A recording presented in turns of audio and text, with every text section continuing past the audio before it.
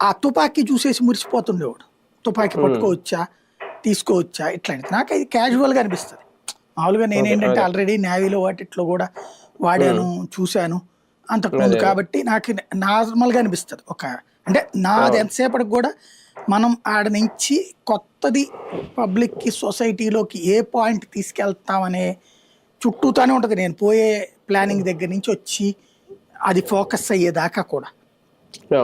వీళ్ళకి అది కాదు కదా. అసలు నక్సలైట్ చూడడం ఒక ఎమోషనల్ ఫీలింగ్ ఆ రోజు.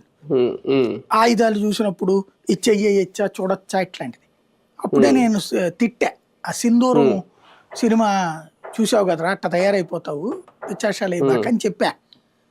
సీన్ కట్ చేస్తే కొన్నాళ్ళ తర్వాత నిజంగానే పోలీసులు అతను అరెస్ట్ చేశారు.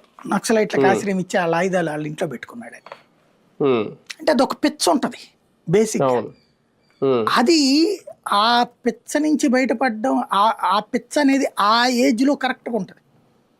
యంగ్స్టర్స్ గా ఉండేటప్పుడు వాళ్ళకి ఈయన నక్సల్స్తో సంబంధాలు ఉన్నాయిరా, ఆర్కే గారికి బాగా తెలుసురా, ఈయన దేవుజీ వాళ్ళకి బాగా క్లోజ్ రా, లేకపోతే వీళ్ళు ఇది చూసి ఇచ్చే గౌరవం వీళ్ళకి. లేకపోతే ఏంది వీళ్ళ దగ్గర, అరే నువ్వు నీ పెళ్ళంతో కాపురం చేయబాక, ఎవరి పెళ్ళం ఎవరితోనైనా కాపురం చేయొచ్చు, అదే గొప్ప సిద్ధాంతం అని చెప్తే ఎవడన్నా ఊరుకుంటాడు, చెప్పుచ్చు కొడతాడు.